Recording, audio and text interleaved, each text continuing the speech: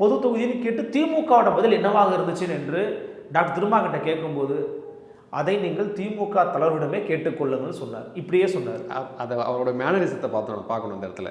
அந்த அக்ரிமெண்ட்டை தட்டி அதை நீங்கள் திமுக தலைவரிடம் கேட்டுக்கொள்ளுங்கள். ஸோ அதை நமக்கு பார்க்க யதார்த்தமெல்லாம் பண்ணல. ஆனால் அந்த 2 சீட்டை ஒத்துக்கிட்டது சரியா தப்பான்னு கேட்டிங்கன்னா வேறு வழியிலே ஒரு ஒத்துக்கிட்டார். இல்லை, என்னை பொறுத்தவரைக்கும் நான் தவறுன்னு தான் சொல்லுவேன். அதுக்கப்புறம் நேற்று சங்கத்தமிழன் கொடுத்த ஒரு பேட்டியை பார்த்தீங்களா, நாங்களாம் பண்ணை அடிமைகளாக இருந்தோம், மற்ற தொகுதியிலே நாங்கள் பண்ணை அடிமைகளாக உழைக்கிறோம் அப்படின்னு கண்கலங்கி பேசுகிறார் கௌதம். இதெல்லாம் எதனுடைய வெளிப்பாடு? ஏதோ ஒரு விதத்தில் நம்ம தலைவர் தவறான நிலைப்பாட்டை எடுத்துட்டாருன்னு அவங்க சொல்லாமல் சொல்லக்கூடிய வார்த்தைகள் தான் நான் புரிஞ்சுக்கிறேன். இந்தியாவை காக்க நாங்கள் மட்டுமே கசப்பு மருந்து சாப்பிட வேண்டும், கொள்கையை அங்கீகாரம் செய்வது மட்டும் அரசியல் கூட்டணி அல்ல, சிறுத்தைகளின் வளர்ச்சியை அங்கீகரிப்பதும் கூட்டணியின் அடிப்படை, காலம் காலமாக நாங்கள் மட்டுமே விட்டு கொடுக்க வேண்டும் என்பது கசப்பாக இருக்கிறது. எப்படி இருந்தாலும் எழுச்சி தலைவரின் முடிவை நாங்கள் ஏற்றுக்கொள்வோம், அனைத்து தொகுதிகளிலும் இந்தியா கூட்டணி வெல்ல களமாடுவோம். கௌதம சன்னா. என்ன அர்த்தம்? எந்த தேர்தலையாவது விசிக தரப்புல இருந்து இப்படி ஒரு எதிர்ப்பு வந்திருக்கா? பிஎம்கே கிட்ட பேசிக்கிட்டு இருக்காங்க டிஎம்கே. பிஎம்கே கிட்ட இந்த அணுகுமுறையை கையாண்டுருமா திமுக? கையாண்டிருக்க மாட்டாங்க. ஏன்னா பாட்டாளி மக்கள் கட்சி அவங்க பார்க்குற பார்வை வர, விசிகாவை பார்க்குற பார்வை என்ன பார்வை? எல்லாம் சாதி பார்வை தாங்க. அப்போ இந்த நசுக்குறாங்க ஒடுக்குறாங்கலாம் பேசிட்டு வராத, ஒதுக்கியாச்சு, போ போ போ இடத்த காலி பண்ணு அப்படின்னு. என்ன கொழுப்பு, என்ன திமிரு உனக்கு?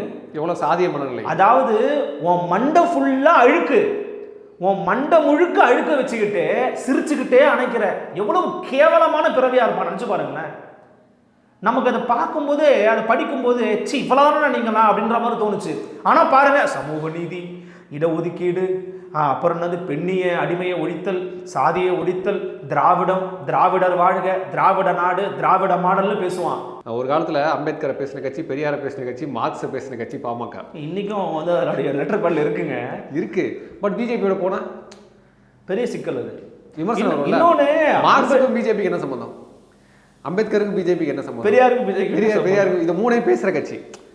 பேசுறாங்களோ பேசலையோ தன்னுடைய லெட்டர் பேட்ல வச்சிருக்க கட்சி. ஆமா, ஏங்க எப்பயுமே தன்னுடைய மேடையில பெரியாரை பத்தி பேசியிருக்காருங்க அன்புமணி. அப்போ பாஜகவோட போறது தொகுதி பேச்சுவார்த்தை வரைக்கும் போயிருக்குது, எங்க அங்க நிக்கலான்ட்டு. அந்த நேரத்தில் டாக்டர் அன்புமணி ஐயா அவர்களுக்கு டெல்லியிலிருந்து ஒரு அழைப்பு வருகிறது. டெல்லியிலிருந்து வந்த அழைப்பின் காரணமாக அப்படியே அதை ஹோல்டு பண்ணிட்டு இந்த பக்கம் மூவ் ஆயிருக்கிறாங்க. வணக்கம் அருள். வணக்கம் அருள், எப்படி இருக்கீங்க? நல்லா இருக்கேன், நீங்கள் எப்படி இருக்கீங்க? ரொம்ப நலமாக இருக்கேன், மிக்க மகிழ்ச்சி. கடந்த முறை போன பேட்டியில் கூட நல்ல ஒரு சிறப்பான கமெண்ட்டுகளை வந்து பெற்றிருந்தது. அதுக்கு ரொம்ப மனமார்ந்த நன்றியை தெரிவிச்சார் சத்தனாராளுக்கும் உங்களுக்கும். நேற்று ரொம்ப பரபரப்பாக போச்சு தமிழ்நாடு அரசியல் களம்.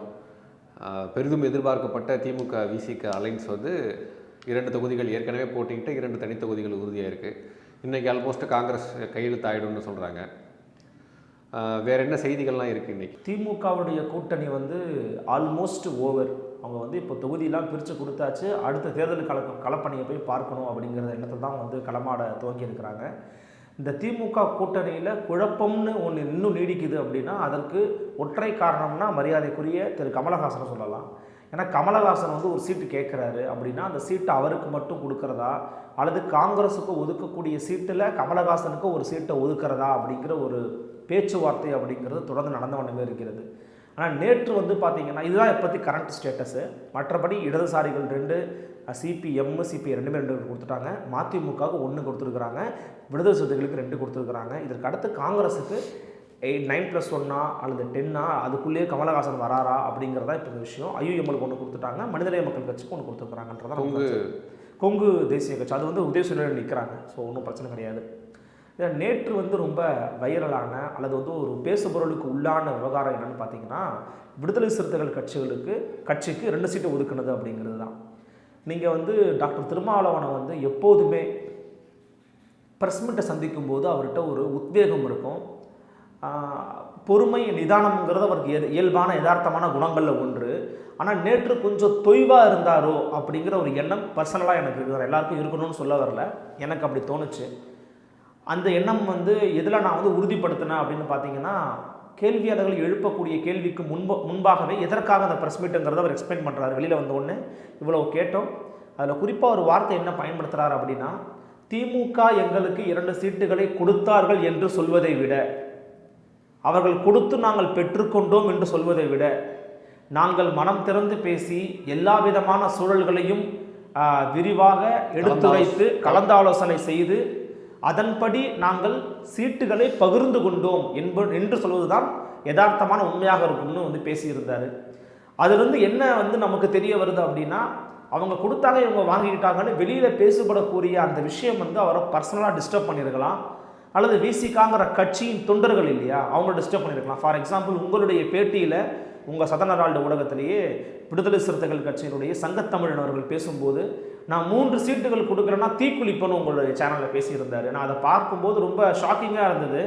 ஏன்னா அவங்க அந்த சீட்டு மூலமாக கட்சியினுடைய பிரதிநிதித்துவம் கிடைக்கணும் அப்படிங்கிறதுக்காக எவ்வளவு ஆழமாக யோசிக்கிறாங்க, எவ்வளவு எக்ஸ்ட்ரீமுக்கு யோசிக்கிறாங்கங்கிற மாதிரி தோணுச்சு. அது நம்ம அதை ஆதரிக்கிற அப்படிலாம் பண்ணக்கூடாது. பட் ஆனால் அவங்களோட எண்ணம் அது வந்து பிரதிபலிக்குது. நேற்று அவர் பேசும்போது இறுதியில் பத்திரிகையாளர் ஒரு கேள்வி கேட்குறாரு. என்ன கேள்வி கேட்குறாரு? நீங்கள் பொது தொகுதி கிடைக்கும் என்று உறுதியாக இருந்தீர்கள். ஏன்னா பொது தொகுதி கண்டிப்பாக வாங்க நினச்சிக்கிட்டு இருந்தீங்க. நீங்கள் பொது தொகுதி கேட்டு இது வந்து எப்படின்னா 2 சீட்டுன்னு சொல்லிட்டார். விழுப்புரம், சிதம்பரம், தஞ்சை சொல்லிட்டு இப்படி காமிச்சிட்டாரு. அதன் பிறகு இறுதியாக கேட்ட கேள்வி பொது தொகுதின்னு கேட்டு திமுகவோட பதில் என்னவாக இருந்துச்சுன்னு என்று டாக்டர் திருமாகிட்ட கேட்கும்போது, அதை நீங்கள் திமுக தலைவரிடமே கேட்டுக்கொள்ளுங்கள் சொன்னார். இப்படியே சொன்னார். அதை அவரோட மேனரிசத்தை பார்க்கணும் அந்த இடத்துல. அந்த அக்ரிமெண்ட்டை ஆமாம், அப்படி தட்டி அதை நீங்கள் திமுக தலைவரிடம் கேட்டுக்கொள்ளுங்கள். ஸோ அதை நமக்கு பார்க்க யதார்த்தமெல்லாம் பண்ணல. அது என்னன்னா, நீங்கள் டாக்டர் திருமாவை தொடர்ந்து வாட்ச் பண்ணிட்டு இருந்தோம் அப்படின்னா அவருடைய உடல் மொழி, அவருடைய பேச்சு துணி, அவருடைய பார்வை, அவருடைய சத்தம், அவர் பேசுகிற மொழி இருக்கு இல்லையா, சத்தமான பேசுகிறதா, ஸ்லோவாக பேசுகிறாரா, மீடியமாக பேசுகிறாரான்னு அதை வச்சு அவருடைய மனநிலை என்னங்கிறத கண்டுபிடிச்சிடலாம். ஒரு பேட்டியில் சுகிதா சாரங்கராஜ்கிட்ட வந்து சூப்பரான பேட்டி. அதில் வந்து சுகிதா சாரங்கராஜ் மேடம் வந்து ஒரு கேள்வி கேட்பாங்க, மாதிரி அண்ணாமலையோ அல்லது மற்ற பாஜக தலைவர்களோ உங்களை வந்து கூட்டணி கூப்பிட்றாங்களேன்னும் போது ரொம்ப யதார்த்தமாக, ரொம்ப ஒரு ஒரு ஒரு என்ன ஒரு கான்ஃபிடென்ட்டான பர்சனாக சொல்லுவார். என் கேரக்டர் இன்னும் அவங்க புரிஞ்சுக்கல அப்படின்னுவார். ஸோ அந்த மாதிரியான ஒரு டைப் ஆஃப் பர்சன் அவர். அவருடைய உடல் மொழியும் பேச்சும் முகமுமே அவருடைய எண்ணங்கள் என்னங்கிறத சொல்லிடும். அப்போது அப்படி ஒரு கேள்வி கேட்கும்போது பொது தொகுதி கேட்டதுக்கு திமுக என்ன சொன்னாங்கன்னா, அதை திமுக தலைவரிடமே கேளுங்கன்னு சொன்னால் அப்போ என்ன சொல்லியிருப்பாங்க? 3 சீட்டு போன பேச்சில் நம்ம பேசணும். 3 சீட்டு கொடுத்தா என்னங்க பிரச்சனையாகிடும் போது கமலஹாசனுக்கு கொடுப்பதை பற்றி நீங்கள் பேசுகிறீங்க. பெரியாரினுடைய கொள்கைகளை ஏற்று வந்தவன்னு சொன்னவர் தான் இன்றைக்கி அமரன் அப்படிங்கிற திரைப்படத்தை வந்து தயாரிச்சிருக்கிறாரு. அதில் நிறைய விமர்சனங்கள் வந்துக்கிட்டு இருக்கு. அவர் தொடர்ந்து எந்தெந்த இடங்களில் சிறுபான்மை மக்களுக்காக பேசியிருக்கிறாரு. நான் அவரு கேட்குறேன், திருமா எடுத்த நிலைப்பாடு சரியா தவறா? திமுகவோடு இறங்கி போக வேண்டும் என்று எடுத்த நிலைப்பாடு சரி. ஆனால் அந்த 2 சீட்டை ஒத்துக்கிட்டது சரியா தப்பான்னு கேட்டிங்கன்னா வேறு வழியிலே ஒரு ஒத்துக்கிட்டார். இல்லை, என்னை பொறுத்தவரைக்கும் நான் தவறுன்னு தான் சொல்லுவேன். எப்படி ஏன்னு சொல்கிறேன், இந்திய நாட்டினுடைய அரசியல் சூழல் கருதி கோட்பாட்டு ரீதியாகவும் தத்துவத்த ரீதியாகவும் நிறைய தேர்தலில் சொல்லிட்டு வர்றார். அதனால தான் இந்த கூட்டணியில் தொடர்றேன்னு சொல்லியிருக்காங்க. ஆமாம். ஸோ இந்திய நாட்டினுடைய அரசியல் சூழல் கருதி கோட்பாட்டு ரீதியாகவும் மோடி அரசாங்கத்தை வீழ்த்தணுன்ற ஒரு தத்துவத்த ரீதியாகவும் இந்த கூட்டணியில் தொடர்றேன் அப்படின்னா சீட்டே இல்லாமல் ஆதரவு கொடுக்கலாமே. அப்போ சீட்டுக்காக ஏன் போய் அங்கே நிற்கிறாருன்னா, நமக்கான அரசியல் பிரதிநிதித்துவம் தேவை அப்படின்றதையும் அவருக்கு நல்லா தெரியுது. அரசியல் பிரதிநிதித்துவம் எந்த அளவுக்கு முக்கியம் அப்படின்றது அந்த கட்சிக்கு நல்லா தெரிஞ்ச கட்சிக்கு. அதனால தான் 4 சீட்டுமே கேட்குறாங்க. கரெக்டாக அவர் 4 தான் கேட்டிருக்காரு. 4 கேட்டாங்க ஃபஸ்ட்டு. அப்போது நாங்கள் அதிக இடங்களில் போட்டிடணும். ஏன்னா பாஷை தெரியாத ஊரில் 10 தொகுதியில் போட்டிடுறாங்க. அப்போது அதிக தொகுதியில் போட்டிடணுன்ற ஒரு நிலைப்பாட்டில் இருந்து இன்றைக்கி 2 தொகுதிக்கு வந்திருக்கிறாங்க. இப்போவுமே 2 தொகுதியில் கையெழுத்தானதுக்கு பிறகுமே அதிகப்படியான பேசுபொருளான விசிக தொண்டர்களுமே சரி, 38 தொகுதியில் நம்ம வேலையை பார்க்கக்கூடாது, ஏன் இந்த மாதிரி ஒரு முடிவு எடுத்தாங்க. அதுக்கப்புறம் நேற்று சங்கத்தமிழன் கொடுத்த ஒரு பேட்டியை பார்த்தீங்களா, நாங்களாம் பண்ணை அடிமைகளாக இருந்தோம், மற்ற தொகுதியிலே நாங்கள் பண்ணை அடிமைகளாக உழைக்கிறோம் அப்படின்னு கண்கலங்கி பேசுகிறார். கௌதம், இதெல்லாம் எதனுடைய வெளிப்பாடு? ஏதோ ஒரு விதத்தில் நம்ம தலைவர் தவறான நிலைப்பாட்டை எடுத்துட்டாருன்னு அவங்க சொல்லாமல் சொல்லக்கூடிய வார்த்தைகள் தான் நான் புரிஞ்சுக்கிறேன். அவர் அரசியல் ரீதியான காரணங்களாக இருக்கலாம், நாட்டினுடைய நலன் கருதி இருக்கலாம், 1000 தான் இருந்தாலும் கட்சியினுடைய தொண்டை என்ன நினைப்பாங்க அதெல்லாம் சரியா இருக்கும். ஆனால் இன்னைக்கு இருக்கிற கலசூழல் அப்படிதான் இருக்கு. கலசூழல்னா நீங்கள் சீட்டே இல்லாமல் போட்டி ஆதரவு கொடுக்கலாமே திமுக கூட்டணிக்கு. அது கரெக்ட். ஆனால் நீங்கள் 38 தொகுதியிலேயும் நாங்கள் வந்து எங்களுக்கு வந்து அரசியல் அங்கீகாரம் தேவையில்லை, எங்களுக்கு வந்து நாட்டினுடைய நலன் தான் முக்கியம் அப்படின்னு திமுக கூட்டணிக்கு ஆதரவு தெளிச்சு அவங்களுக்கு வேலை பார்க்கலாமே. அப்போ உங்களுக்கு அரசியல் அங்கீகாரம் முக்கியம், பிரதிநிதித்துவம் முக்கியம்னு தெரியுது இல்லை? ஆமாம். அப்போ அதுவும் முக்கியம், நாட்டு நலனும் முக்கியம் இல்லை. அப்போ பிஜேபி எதிர்ப்பு நிலைப்பாட்டில் தானே இவங்க இருக்கிறாங்க, அதிமுக இருக்கிறாங்க. அப்போ அந்த முடிவை எடுக்க தவறிட்டாரோ? ஏன்னா சங்கத்தமிழனுடைய பேட்டியில் என்னால் நிறைய இடத்துல கவனிக்க முடிஞ்சுது, பட் அதை என்னால் வெளிப்படுத்த முடியல. நேற்று அந்த கூட்டணி உறுதியான பிறகுமே நான் அவரை தொடர்பு கொண்டு பேட்டி எடுக்கலாம்னு நினச்சேன். பட் அப்புறம் அந்த ஒரு பேட்டியை பார்த்ததுக்கப்புறமா அவங்க ரொம்ப மன வருத்தத்தில் இருக்கிறாங்கன்றதுனால நமக்கு போய் தொந்தரவு பண்ண வேணாம், டிஸ்டர்ப் பண்ண வேணாம், ரொம்ப டிஸ்டர்ப் ஆயிருக்காங்க. இல்லை, நான் அதில் உடன்படுறேன். விடுதலை சிறுத்தைகள் கட்சியினுடைய தொண்டர்கள் மனநிலை தொய்வை அடைந்திருக்கிறது, சோர்வாக இருக்கிறாங்க, விரக்தியில் இருக்கிறாங்க, வருத்தத்தில் இருக்கிறாங்க. அதில் மாற்று கருத்தை அப்படி தொய்வை ஏற்படுத்தி மனசங்கடத்தை ஏற்படுத்தி எதற்காக அந்த கூட்டணியில் இருக்கணும்னு நான் கேட்குறேன். பிரதிநிதித்துவம் வேணுமே, 2 இடத்துல நீங்கள் உறுதியாக வெல்லுவீங்க அப்படின்னு தனிச்சு நின்னா இப்படி சீக்காவால் சொல்ல முடியுமா? கட்சி நடத்த வேணாமா? உங்களுக்குன்னு பாராளுமன்ற தொகுதி வேணாமா? தொகுதிக்கு நிதி வர வேண்டாமா? மக்கள் பிரதிநிதியாக நீங்கள் இருக்க வேண்டாமா? நீங்கள் தனிச்சு நின்று ஒரு ஆசிட் டெஸ்ட் எடுக்கணும்னு இன்னைக்கு சொல்றீங்க. தனிச்சு நின்று நிற்கணுன்றது ஒரு ஆப்ஷன் இல்லை. நான் என்ன சொல்றேன்னா, அதிமுகவோட போகவே முடியாது. எப்படி போக முடியும்னு நீங்க நினைக்கிறீங்க? அதிமுக நேற்று வரைக்கும் எதிரி கூட இருந்துட்டு இன்னைக்கு வெளியில வந்திருக்கிறாங்க. ஆனா இவங்க 10 ஆண்டு காலமா எந்த இடத்துலயாவது திருமாவளவன் அதிமுகவை கடுமையாக விமர்சனம் பண்ணியிருக்காரு? பண்ண மாட்டாரு. அவர் இங்க இருக்கக்கூடிய மாநில கட்சிகள் எப்போதுமே கடுமையாக அதிமுகவுடைய நலன் ரொம்ப முக்கியம்னு பேச சொன்னாரு. அதிமுகவும் நல்லா இருக்கணும், அழியக்கூடாது, அப்பதான் தமிழ்நாட்டுக்கு நல்லது. தோழமையோட சொல்கிறேன்னு இப்ப கூட பேசி இருக்கிறாருல, தோழமையோட சொல்றேன்னு. அப்போ அவங்க ஒரு பக்கம் கூப்பிட்டாங்க, உங்களுக்காக பாமக ரொம்ப நாள் ஹோல்ட் பண்ணி வச்சிருந்தாங்க, விசிகா வரும் அப்படின்றதுனால. இப்போ இது என்னுடைய கருத்து கிடையாது, தொண்டர்களுடைய மனநிலை, அவங்க சோசியல் மீடியாவில் எழுதுறது, அவங்க கட்சிக்காரங்க குமுறல், இதெல்லாம் என்ன வெளிப்பாடு அப்படின்னா, அப்படி என்ன இந்த திமுக கூட்டணியில் இருந்துடணும் அப்படின்றது தான் அவங்களுடைய எண்ண ஓட்டமாக இருக்குது. கூடவே திமுகவினரும் எழுதுறதையும் நம்ம பார்க்க முடியுது. அதுதாங்க ரொம்ப ஒஸ்ட்டு. நான் இங்கே மட்டும் உடன்படுறேன். இந்த இடத்துல நான் இன்னொன்று கவனித்தேன் என்னன்னா, திருமா மீது ஏதாவது விமர்சனம் வந்தால் உடனே வரிந்து கட்டு வரக்கூடிய யூடியூபர்ஸ் இவங்கெல்லாம் நேற்று எங்கே போனாங்கன்னு தெரியல. இவங்கெல்லாம் அப்படி திமுகக்கு முட்டு கொடுக்கணுன்ற லெவலுக்கு போயிட்டாங்க. திருமாவுக்கு 2 தொகுதி கொடுத்தாங்க, ஏன்டா அவர் பொது தொகுதி கேட்டால் கொடுக்கக்கூடாதா, இல்லை 2ல் 1 பொது தொகுதி கொடுத்துருக்கலாம், அப்படி கூட பேசலை யாரும், அப்படி கூட பேசலை, அமைதியாக இருக்கிறாங்க. ஸோ என்னை பொறுத்த வரைக்கும் அவங்க தொண்டர்களுடைய மனநிலை, அவங்க கட்சிக்காரங்களோட மனநிலையை வைத்து நான் கணிக்கக்கூடியது என்னென்னா, திருமா தவறான நிலைப்பாட்டை எடுத்து விட்டார் அப்படின்றது தான் இது உணர்த்துது. ஓகே, நான் அது எனக்கு உங்களுடைய கருத்தில் நான் முழுமையாக முரண்படுறேன்னு சொல்லலை. என்னோட ஸ்டாண்ட் ஒரு குழப்பமான ஸ்டாண்டுன்னு வச்சுக்கோங்களேன். வேறு வழி இல்லாமல் திரும்ப அதை ஒத்துக்கிட்டாரோ அப்படிங்கிற ஒரு எண்ணம் எனக்கு இருக்குது. ஆனால் நீங்கள் சொல்கிற மாதிரி விசிகாவில் இருக்கக்கூடிய முக்கியமாக சொல்லணும்னா கௌதம் சன்னா போன்றவர்லாம் போன முறை தொகுதியில் நின்று தோல்வி அடைஞ்சிட்டாரு. ஆமாம், அவருடைய பதிவு நேற்று எனக்கு ரொம்ப வருத்தத்தை உருவாக்குச்சு. அவர் பதிவு நான் படிக்கலாம்னு நினைக்கிறேன். ஜி சன்னா அப்படிங்கிறது அவருடைய பேஜ் தான் நினைக்கிறேன். அவருடைய சைட்டில் போய் பார்த்தீங்கன்னா ஃபேஸ்புக்கில், கசப்பாகத்தான் இருக்கிறது, இந்தியாவை காக்க நாங்கள் மட்டுமே கசப்பு மருந்து சாப்பிட வேண்டும், கொள்கையை அங்கீகாரம் செய்வது மட்டும் அரசியல் கூட்டணி அல்ல, சிறுத்தைகளின் வளர்ச்சியை அங்கீகரிப்பதும் கூட்டணியின் அடிப்படை, காலம் காலமாக நாங்கள் மட்டுமே விட்டு கொடுக்க வேண்டும் என்பது கசப்பாக இருக்கிறது, எப்படி இருந்தாலும் எழுச்சி தலைவரின் முடிவை நாங்கள் ஏற்றுக்கொள்வோம், அனைத்து தொகுதிகளிலும் இந்தியா கூட்டணி வெல்ல களமாடுவோம், கௌதம சன்னா. என்ன அர்த்தம்? எந்த தேர்தலையாவது விசிக தரப்புல இருந்து இப்படி ஒரு எதிர்ப்பு வந்திருக்கா? வந்ததில்லை. அப்போ இது என்ன அர்த்தம்? வந்ததில்லை. ஆனால் நீங்கள் இதில் திருமாவை மட்டும் சொல்கிறீங்கல்ல, ஏன் திமுக யாரும் சொல்ல மாட்டேங்கிறீங்க? திமுக அவங்க 2009 திமுக கொடுக்கணும், ஏற்கனவே கொடுத்ததை விட கூட கொடுத்துருக்கணும், திமுகவின் தார்மீக கடமைன்னு ஏன் பேச மாட்டேங்கிறீங்க? 2009 திமுக அப்படி ஒரு விமர்சனத்தை வச்சதுன்னு வன்னியரசு பேசினார் வெளியில். ஆமாம், பேசியிருக்காரு. அப்போ திமுக எப்படிப்பட்ட தன்மையோட விசிக அணுகுவாங்கன்றதுக்கு ஏற்கனவே ஒரு உதாரணம் இருக்கு. அப்போ நாங்கள் கேட்டோம், நீங்கள் தரலை அப்படின்னா ஆல்டர்னேட் டிசிஷனை எடுக்கணும் அப்படின்றது தான் இந்த பதிவினுடைய சாராம்சம். ஆல்டர்னேட்டிவ் டிசிஷனை அந்த நேரத்தில் எடுத்திருந்தால் அது தவறாக போய்விடும் அப்படிங்கிறது தான் திருமாவின் கருத்து. நான் அதனால தான் சொல்கிறேன், திமுகவை இங்கே யாருமே பேச மாட்டேங்கிறீங்க. திமுக இறங்கி, நான் போன வீட்டில் உங்கள்கிட்ட சொன்னேன், திமுக இறங்கி வரணுங்க. திமுக அவங்க கேட்குறத கன்சிடர் பண்ணணும். ஒரு பொது தொகுதியில் சீட்டு கொடுத்துருந்தா என்ன பிரச்சனை ஆகிடும் போது அது திமுகவே களத்தில் இறங்கினாங்கன்னா கண்டிப்பாக வெற்றி வாய்ப்பை கொடுத்துட முடியும். உதயசூரியனில் கூட நிற்கட்டும்னு சொன்னோம் நம்ம, பரவாயில்ல பானச்சனை கூட வேணா, இப்போ இது பானச்சனை நிற்க போகிறாங்க, 2 தனித்தொகுதியிலையும் பணச்சன் நிற்க போகிறதா பேசிக்கிட்டு இருக்காங்க. ஏன்னா போன முறை ஒரு தனித்தொகுதியில் டாக்டர் ரவிக்குமார் நிற்கும் போது அவருக்கு உதயசூரன் நின்று வெற்றி பெற்றார். இன்றைய வரைக்கும் ஒரு திமுகவுடைய எம்பியாக தான் கருதப்படுவார். இந்த மாதிரி 2மே பானச்சனன்னு சொல்கிறாங்க. இல்லை, திமுகவையே யாரும் கேள்வி எழுப்ப மாட்டாங்க அப்படின்னா, எனக்கு ஒரு இடத்துல வந்து போதுமான அங்கீகாரம் இல்லாதப்போ நான் ஏன் அந்த இடத்துல இருக்கணுன்ற கேள்வி தானே நீங்க வைப்பீங்க. கரெக்ட், நீங்க கேட்கறது கரெக்ட். ஆனா நீங்க சகிச்சுக்கிட்டு ஏன் அங்க இருக்கணும்ன்றது, நீங்க தனித்து நிற்கக்கூடிய ஒரு வாய்ப்பு இருக்கிறது, அதிமுகவோட போகக்கூடிய ஒரு வாய்ப்பு இருக்குதுன்றீங்க. அந்த 2 வாய்ப்பையுமே நிராகரிக்கிறாரு திருமா. கௌதம சர்மாவோட பதிவுல காலம் காலமாக நாங்கள் மட்டும் ஏன் விட்டு கொடுக்கணும், இருந்தாலும் தலைவரின் முடிவை ஏற்றுக்கொள்கிறோம்ன்றாருல. இந்த 2 வரைக்கும் என்ன அர்த்தம்?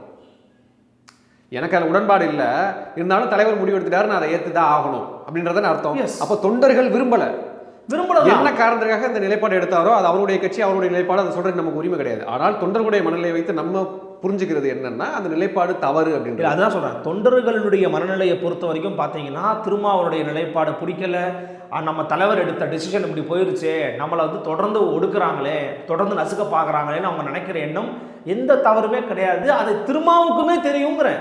இப்போ நான் என்ன பாயிண்ட் ஆஃப் வியூவில் பேசுகிறேன்னா, நான் டாக்டர் திருமாவை மட்டும் பார்க்குறேன். அவரோட பாயிண்ட் ஆஃப் வியூவில் என்ன பார்ப்பாரு, என்ன நினைப்பாரு, அவர் எப்படி பேசியிருப்பாரு, உள்ள அவர் எப்படி ட்ரீட் பண்ணியிருப்பாங்க, வெளியில் வரும்போது அவர் என்ன மாதிரி ரெஸ்பான்ஸை கொடுக்குறாரு, இதெல்லாம் பார்க்கும்போது போய் தொலை, வேறு வழி இல்லை, கையெழுத்தை போட்டு வா, இப்போதைக்கு நம்ம வேறு எதுவும் பேச முடியாது, கொஞ்சம் அமைதியாக இப்படி கேட்கலாமே.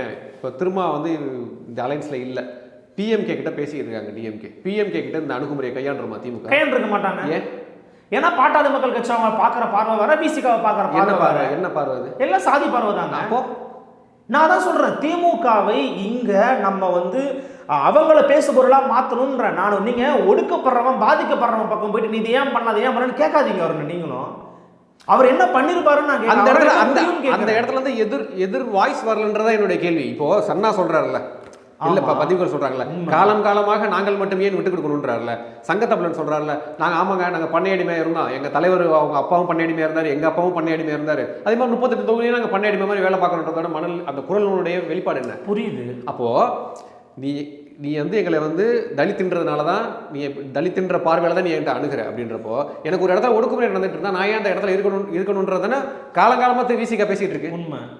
அப்போ இங்க மட்டும் அது என்னத்தை எது தடுக்குது? உங்க கருத்துல நான் உடன்படுறேன், நான் முரண்படல. அப்படி சகிச்சுக்கிட்டு ஏன் திமுக கூட்டணியில்? ஆனா அது வந்து திருமாவனுடைய நிலைப்பாடு தான், நீங்க ஏன் அந்த முடிவு எடுக்கல அப்படின்னு கேட்கறத நான் ஏத்துக்கவே முடியல.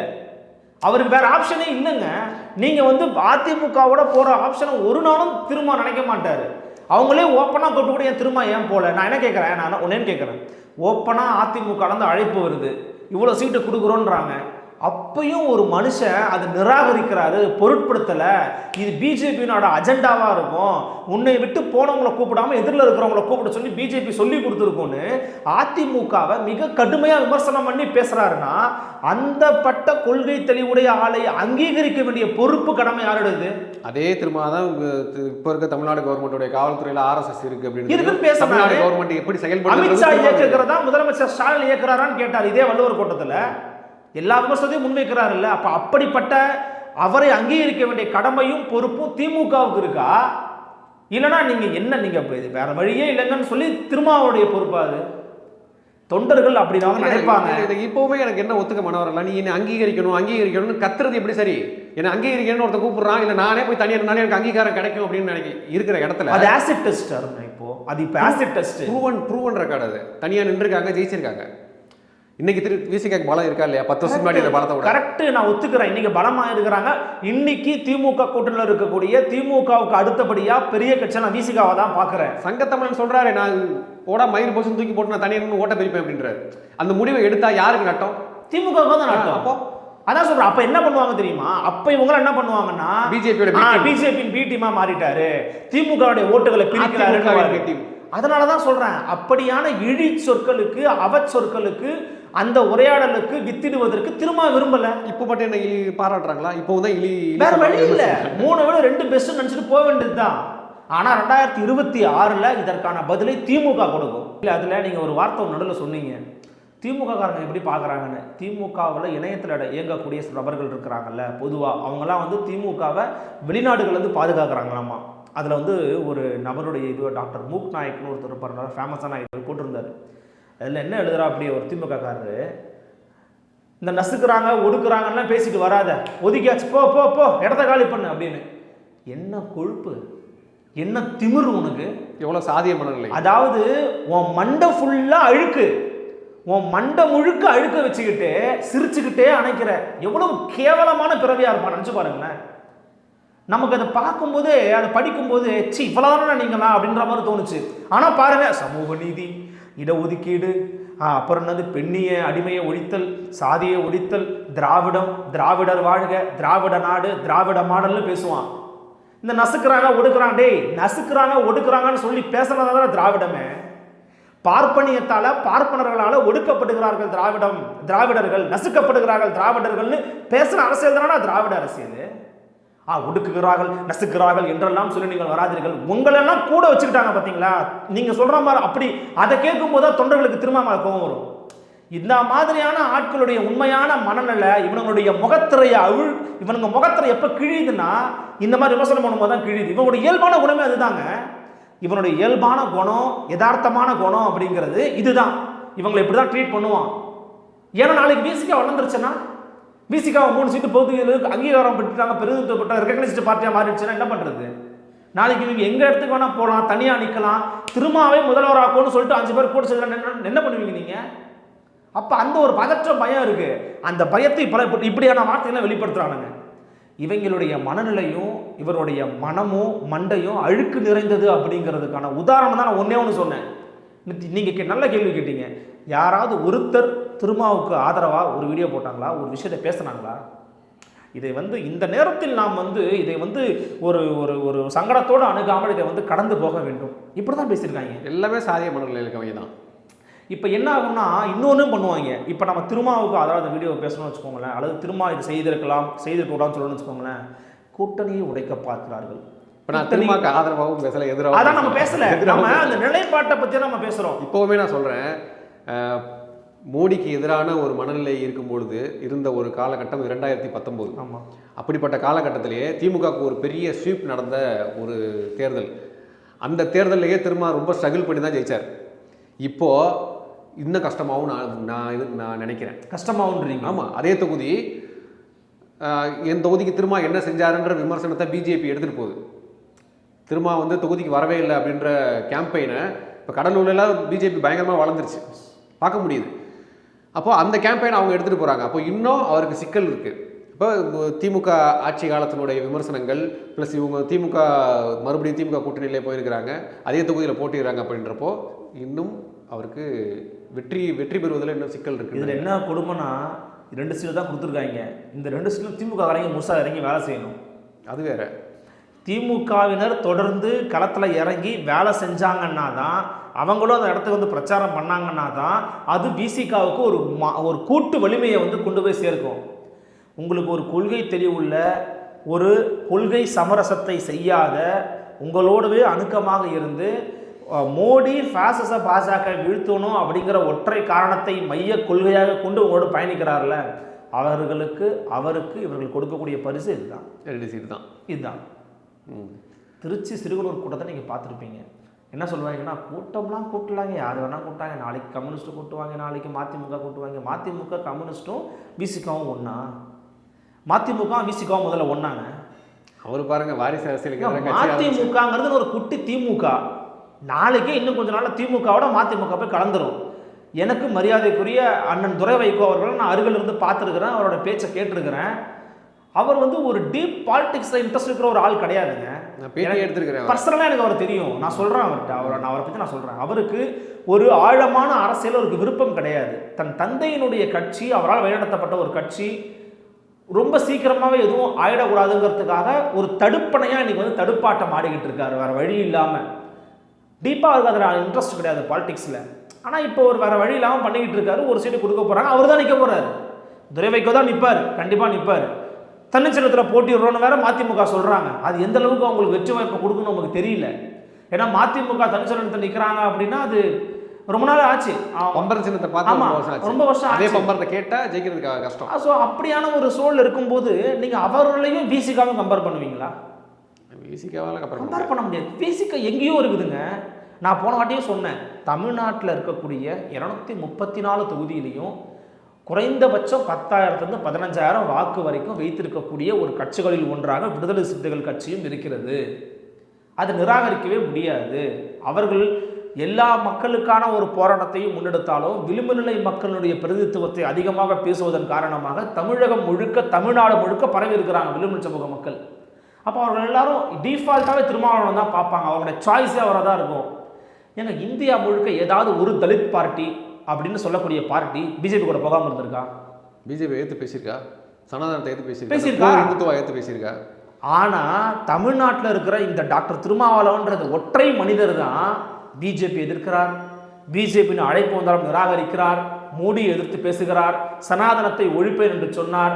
உதயநிதி ஸ்டாலின் பேசின பேச்செல்லாம் வந்து 0.001ங்க. அப்படியே இந்தியாவே வந்து கதிகலங்க வைத்துட்டா உதயன்னு சொல்கிறாங்கல்ல, திருமாவோட ஸ்பீச் எல்லாம் தூக்கிப்பட்டு அவங்கெல்லாம் என்னப்பா இவங்க என்ன மைண்ட் செட்டில் இருக்கிறாங்கன்னு தெரியலன்றுவாங்க. பிரித்து கிழிச்சு தொங்க விட்டுருவார், உப்பு கண்ணம் போட்டிருப்பார் அவரோட ஸ்பீச்செல்லாம் எடுத்து பார்த்தீங்கன்னா, சனாதனத்தையும் இந்துத்துவத்தையும். சரி, இன்னொரு பக்கம் பிஎம்கே ஏடிஎம்கே அலைன்ஸ் வந்து இன்னும் முடிவாகலை, திடீர்னு பிஜேபி கூட போக அதிக வாய்ப்பு இருக்குது அப்படின்ற மாதிரியான கருத்துக்கள்லாம் வருது. என்ன நடக்குது பிஎம்கே ஏடிஎம்கே அலைன்ஸ்? இப்போ இருக்கிற சூழலை பொறுத்த வரைக்கும் நீங்கள் சொன்ன மாதிரி பாஜக மற்றும் அதிமுக ரெண்டு பேர்கிட்டையும் பேசிக்கிட்டு இருக்காங்க பாமக அப்படிங்கிறத நம்ம கிடைத்திருக்கிற தகவலாக இருக்குது. ஆனால் ஏற்கனவே அதிமுகவோடு தான் நான் போகணும், அதுதான் நம்முடைய கட்சிக்கு நல்லது அப்படின்னு பாட்டாளி மக்கள் கட்சியினுடைய நிறுவனர் மருத்துவர் ஐயா ராமதாஸ் சொல்லியிருக்கிறாங்க. அதுக்கான காரணமும் இருக்குது. என்ன அப்படின்னா, ஏற்கனவே நீங்கள் 2019 அலையன்ஸில் தான் இருந்தீங்க. அன்புமணி பாயிண்ட் என்னென்னா, இந்த முறையும் மோடி வராமல் தான் இருக்குது. இந்தியா அலையன்ஸ்லாம் ரொம்ப செட் அலையன்ஸ் மாதிரி தெரியல, அவங்களே வந்து ஊசலாடிக்கிட்டு இருக்காங்க. அதனால் நாம் இந்த முறை பாஜகவோட போய் சேர்ந்துட்டோம் அப்படின்னா ஜெயிக்கிறோமோ தோக்குறோமோ நமக்கு ஒரு மந்திரியில் ஒரு சீட்டு கிடைக்கும்னு நினைக்கிறாரு. ஆனால் அதற்கு மருத்துவர் ஐயா ராமதாஸ் என்ன சொல்லியிருக்கிறாங்க அப்படின்னு பார்த்தீங்கன்னா, தம்பி நீ வந்து எல்லாரும் யோசிக்காத, 2 ஆண்டுகளில் என்ன ஆகும்னு தெரியாது, 2026க்குள்ள. மேலும் பாட்டாளி மக்கள் கட்சியினுடைய தொண்டர்களை, பாமக இளைஞர்களை பாஜக ஒரு பக்கம் கபலீகரம் பண்ணிக்கிட்டு இருக்கு. எப்படி இந்த கேஸ்ட் ரீதியாக வந்து ஒருங்கிணைக்கக்கூடிய வேலை இருக்குல்ல, அதை வந்து அவங்க பண்ணிக்கிட்டு இருக்காங்க. கடலூரில் வளர்ந்துட்டாங்கன்னு சொன்னது அதுக்கு காரணம் வந்து பாட்டாளி மக்கள் கட்சியினுடைய கணிசமான வாக்குகள் இன்னைக்கு பாஜக பக்கம் திசை திருப்பிக்கிட்டு இருக்காங்க, மடைமாற்றி இழுத்துக்கிட்டு இருக்காங்க. இந்த போன்ற நேரத்தில் நம்ம பாஜக கூட போனோம்னா சரி வராது தம்பி, அதனால் அதிமுக கூடவே போய்க்கிறோம். 2026 நம்மளால் டிமாண்ட் பண்ண முடியும். இன்னொன்று பார்த்தீங்கன்னா, கோஹஷன் இருக்குது அதிமுகவுக்கும் பாமகவுக்கும். ஆனால் இப்போது டிஎம்கே இருக்குது, ஆன்டி டிஎம்கே இருக்குன்னா ஆன்டி டிஎம்கே ஃபுல்லாக இதுக்குள்ளே வந்து கன்சாலிடேட் ஆகும். ஆனால் பிஜேபி பக்கம் நீங்கள் போயிட்டீங்கன்னா ஆன்டி டிஎம்கே வந்து அதிமுகவுக்கு போவோம், அதில் பாதி உடையும், உங்களுக்கு வர்றது பாதி உடையும் அப்படின்னு உங்களுடைய ஓட் பர்சன்டேஜ் கம்மியாக தான் வாய்ப்பு இருக்குது பாமகவுக்கு பாஜக கூட போனால். நான் என் கருத்தை சொல்லி முடிச்சிடுறேன். ஆனால் அதிமுக கூட போனாங்க அப்படின்னா ஒரு ஒற்றுமைத்தன்மையான ஓட்டு வர வாய்ப்பு இருக்குது. அதனால தான் 7 வரைக்கும் 7+1 வரைக்கும் ஏற்கனவே 2019 என்ன கொடுத்தாங்களோ அதையே மீண்டும் பேசி ஓகே பண்ணி தொகுதி பேச்சுவார்த்தை வரைக்கும் போயிருக்குது எங்கே நிற்கலான்ட்டு. அந்த நேரத்தில் டாக்டர் அன்புமணி ஐயா அவர்களுக்கு டெல்லியிலிருந்து ஒரு அழைப்பு வருகிறது. டெல்லியிலிருந்து வந்த அழைப்பின் காரணமாக அப்படியே அதை ஹோல்டு பண்ணிட்டு இந்த பக்கம் மூவ் ஆகிருக்கிறாங்க.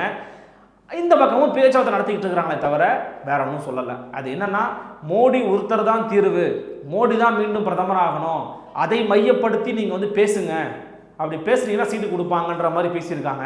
அதில் கொஞ்சம் டிஸ்டர்ப் ஆகிருக்கிறாரு அன்புமணி.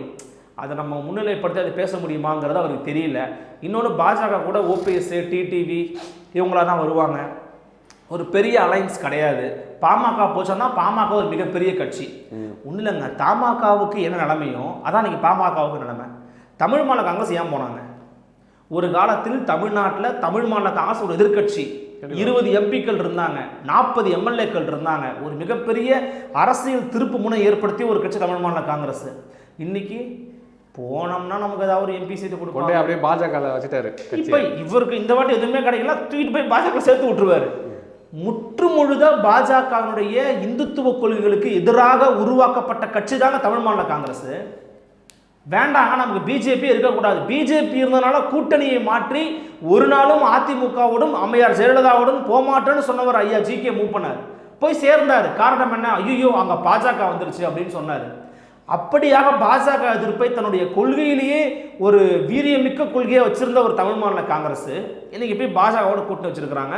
இது வரலாற்றில் ஒரு நகைச்சுவை, ஒரு பேர் அவலம்னு சொல்லலாம். அப்படியான ஒரு சூழலுக்கு போயிருக்கு. ஸோ அந்த மாதிரியான ஒரு சூழலுக்கு பாமக போயிடக்கூடாது அப்படின்னா அவர்கள் தேர்வு செய்ய வேண்டியது அதிமுக தானே தவிர பாஜக அல்ல. இன்னொன்னும் சொல்கிறேன், இந்த முறை வாக்கு வங்கி குறைஞ்சிருச்சு, சதவீதம் குறைஞ்சிருச்சுன்னு வச்சுக்கோங்களேன், பாஜகவுக்கு சரி, பாமகவுக்கு பாஜக கூட போயிட்டு 2026 நீங்க பேரம் பேசவும் முடியாது. எப்படி இப்போவுமே இத்தனை எம்எல்ஏக்கள் பாமகலேருந்து உள்ள போயிருக்கிறாங்க அப்படின்னா அதுக்கு அதிமுகவுடைய வாக்குகளும் முக்கியம். கண்டிப்பா காரணம். அதிமுகவோட இல்லாம இருந்தாங்கன்னா பாமக வாக்கு வங்கி இருக்கு, பிளஸ் அதிமுகவோட வாக்கும் சேரும் பொழுதுதான் அந்த வெற்றி சாத்தியமாச்சு. அதுதான் தனிச்சு நின்று. இப்போ உதாரணத்துக்கு என்ன சொல்றாங்கன்னா, வட மாவட்டங்களில் கிட்டத்தட்ட சேலம் வரைக்கும் சொல்கிறாங்க. அதே போல் கடலூர், விழுப்புரம், திருவண்ணாமலை, மயிலாடுதுறை வரைக்குமே வந்து பார்த்திங்கன்னா வன்னியர் பெல்ட் இருக்குதுன்னு சொல்கிறாங்க. இப்போ இந்த இடங்கள்லாம் அதிமுகவுடைய வாக்கு வங்கியும் இருக்குது. அப்போ அதிமுகவும் பாமகவும் ஒன்றா சேரும்போது தான் இது எல்லாமே ஒன்றா வந்து இவங்களுக்கு கிடைக்கும். இவங்க அங்கே உடைச்சிட்டாங்க அப்படின்னா அதிமுக கொஞ்சம் பக்கம் போகும், இவங்க பக்கம் போகும், அப்புறம் நீங்கள் வந்து தனிச்சு விடப்பட்டுருவீங்க. அப்போ தவறான தற்கொலை முடிவாக மாற வாய்ப்பு இருக்குன்னு சொல்லியிருக்கிறாங்க. எனவே அது மட்டும் இல்லாமல் இந்த பொதுக்குழு ஒரு தீர்மானம் போட்டிருக்காங்க. அவர் என்னன்னா, பாமகவோட பொதுக்குழு தீர்மானத்தில் மத்தியில் அதிகாரம் வேண்டும் அப்படிங்கிற ஒரு சிறப்பு அரசியல் தீர்மானம் போட்டிருக்காங்களாம். ஏன்னா அதனால தான் நான் டவுட்டு போடுறாங்க, மத்தியில் அரசியல் அதிகாரம் வேணும்னா அப்போ நம்ம பாஜகவோட தான் போவாங்க அப்படிங்கிற மாதிரி சந்தேகப்படுறாங்க. அது ஒரு பொதுக்குழு இவ்வளவோ தீர்மானம் போடுறாங்க. நான் விசாரித்த வரைக்கும், இன்னைக்கு காலையில் கூட விசாரித்தேன், பாமக பாஜக கூட்டணிக்கு போகிறதுக்கு தான் அதிக வாய்ப்புகள் இருக்குது. எப்படி சொல்கிறீங்க? இல்லை, நான் விசாரித்த வரைக்கும் அதான் சொல்கிறாங்க, பிஎம்கேல இருக்கிறவங்க சொல்கிறாங்க. கரெக்ட். ஆனால் அப்படி போனாங்கன்னா அது ஒரு தவறான முன்னுதாரணமாக மாறும். அது நமக்கு தெரியுது. அவங்க எடுக்கிற முடிவு அவங்க கட்சி தானே, அவங்க தான் முடிவு எடுக்கணும். இன்னொன்று, அதில் வந்து பாட்டாளி மக்கள் கட்சி நிறுவன தலைவர் ராமதாஸ் ஐயா உடன்பாடு இல்லைன்னு, அதாவது அன்புமணி வெர்சஸ் ராமதாஸுங்கிறது போயிட்டு இருக்கு உள்ள. கலை யதார்த்தம் வந்து ராமதாஸ் ஐயாவுக்கு தாங்க தெரியும். இத்தனை வருஷம் அரசியல் இருக்காருல்ல, அவர் வந்து பணம் நின்று கொட்டை போட்டவர், அவருக்கு அனுபவம் இருக்கு. இன்னைக்கு வரைக்கும் பாமக உயிர்ப்போடு இருக்குதுன்னா, ஓரளவுக்காவது உயிர்ப்போடு இருக்குதுன்னா அதுக்கு காரணம் ஐயா ராமதாஸ் எடுத்த முடிவுகள் தான். அவர் எப்படி கலைஞரை வந்து தன்மையப்படுத்தினதாக இருக்கட்டும், ஜெயலலிதாவோடு அமர்ந்து பேசினதாக இருக்கட்டும், அதன் பிறகு எடுத்த முடிவு, தனிச்சிருக்கக்கூடிய முடிவு எடுத்ததாக இருக்கட்டும், எல்லாமே வந்து ஒரு முக்கியமான முடிவு. அது எதுலையுமே மாற்றுக்கிறது கிடையாது. ஆனால் இன்னைக்கு பாஜகவோடு போயிட்டாங்க அப்படின்னா அது மிகப்பெரிய ஒரு கொடுமையான முடிவாக மாறும். நீ நினச்சி பாருங்க, விசிகாவோட ஒற்றை முடிவு என்ன முடிவாக இருந்துச்சு? பாமக பாஜக இருக்கும் இடத்தில் விசிக இருக்காதுங்கிறதா ஒற்றை கொள்கை. இன்னைக்கு அவங்க இருக்கிற இடத்துல பாமகவில் பிஜேபியில் இருக்கிறாங்க, முடிஞ்சு போச்சு. அதே மாதிரி தான் இங்கே இப்போ இவங்க பிஜேபி இல்லையா, விசிகா இல்லையா, நம்ம போவோம் தான் நினைப்பாங்க. குறைந்தபட்சம் யார்? பாமக நினைக்கும். அப்போ தான் இப்படி அதிமுக அப்படி தான் இருக்குது, பிஜேபி இல்லை விசிகாவும் இல்லை, போகலாமே. அப்படி இல்லாமல் பிஜேபி கூட போனாங்கன்னா அது உண்மையிலேயே வந்து ஒரு மிக தவறான முடிவு. வரலாற்றில் பாமக எடுத்த மிக தவறான முடிவுகளில் ஒன்றாக அது கண்டிப்பாக முடியும். இல்லை, ஏற்கனவே அவங்க பிஜேபி அலைன்ஸில் இருந்திருக்கிறாங்க. அதாவது அதிமுக தலைமையிலான கூட்டணிக்குள்ளே பிஜேபி இருந்திருக்கு, அதில் பாமகவும் அங்கம் வச்சிருக்கு. ஒரு காலத்தில் அம்பேத்கரை பேசின கட்சி, பெரியாரை பேசின கட்சி, மார்க்ஸை பேசின கட்சி பாமக. இன்றைக்கும் வந்து அதனுடைய லெட்டர் பேடில் இருக்குங்க, இருக்கு.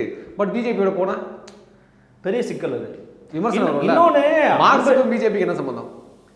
அம்பேத்கருக்கு பிஜேபிக்கு என்ன சம்பந்தம்? பெரியாருக்கு இது மூணையும் பேசுகிற கட்சி. பேசுகிறாங்களோ பேசலையோ தன்னுடைய லெட்டர் பேடில் வச்சிருக்க கட்சி. ஆமாம், ஏங்க எப்பயுமே தன்னுடைய மேடையில் பெரியாரை பற்றி பேசியிருக்காருங்க அன்புமணி. அப்போ பாஜகவோட போகிறது சித்தாந்த முரணு, எல்லாமே முரணாக மாறிடும். அது மட்டும் இல்லாமல் பாஜகவுக்குன்னு ஒரு கொள்கை இருக்குது. என்ன கொள்கை சொல்லுங்கள்?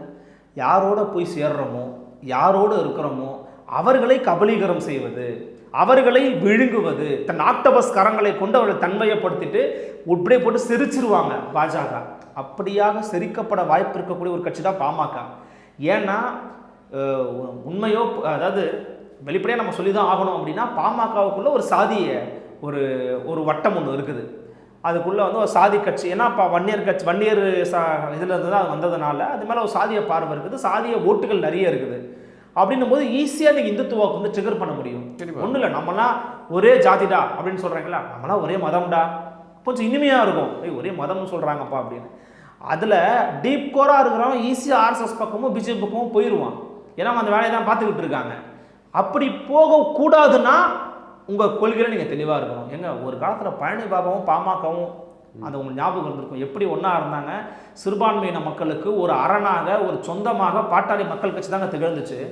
அப்படியான ஒரு கட்சி பாமக இஸ்லாமியர்களுக்கான பிரதித்துவம் ரொம்ப அதிகமாக இருந்துச்சு, தலைமை பொறுப்பு நிறைய. ஆமாம், அப்படிப்பட்ட ஒரு பாமக இன்னைக்கு வந்து பிஜேபி கூட போனாங்கன்னா அது மிகப்பெரிய ஒரு பேர் அவலமாக முடியும்.